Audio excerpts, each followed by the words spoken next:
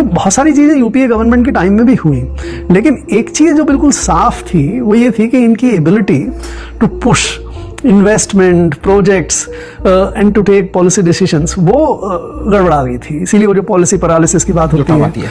और prime minister की अपनी जो अथॉरिटी है उनके खुद के मिनिस्टर्स के ऊपर वो बहुत कमजोर हो गई। कैसे? आप तो अंदर थे उस वक्त सरकार में। अब आप ये जो मैं आपको बता रहा हूँ कि भाई एनवायरमेंटल क्लियरेंस के लिए सैकड़ों फाइलें लंबित थी जयंती नटराजन जी के पास, और उसको जब हम लोग इस कमेटी में लेके गए, जो कमेटी ऑन इन्वेस्टमेंट्स बनाई सरकार ने, और उसमें प्राइम मिनिस्टर बैठे हैं, चिदम्बरम जी बैठे हैं और लोग बैठे हैं, और जयंती नटराजन को आके बताना था कि वो प्रोजेक्ट क्यों नहीं क्लियर हो रहे, वो क्लियरेंसेस क्यों नहीं मिल रही हैं, एंड वो आने से ही मना कर रही है।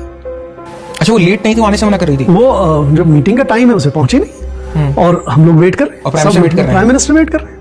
एंड फिर सरकार के पर्यावरण मंत्री एक मीटिंग में नहीं पहुंच रहे हैं जिसमें प्राइम मिनिस्टर वेट कर रहे हैं मनमोहन सिंह। बिल्कुल।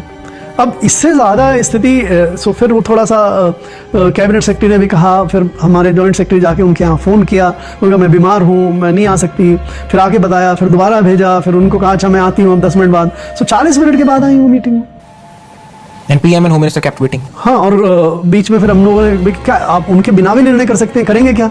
वो निर्णय करने की स्थिति में नहीं है, तो आई एंड देन शी सेड कि मैं देख रही हूँ इन सब मामलों को, इन सब में ध्यान देना पड़ता है कि एनवायरमेंट के इशू है, ये है वो है, और मैं करूंगी निर्णय अपने समय पे। नहीं किया निर्णय, और प्राइम मिनिस्टर बिल्कुल सरकार के लास्ट दिन तक भी पेंडिंग रही।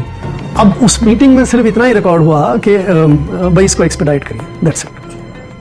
अब इससे ज्यादा हेल्पलेसनेस की स्थिति आप मेरे ख्याल से तो सरकार में नहीं देख सकते।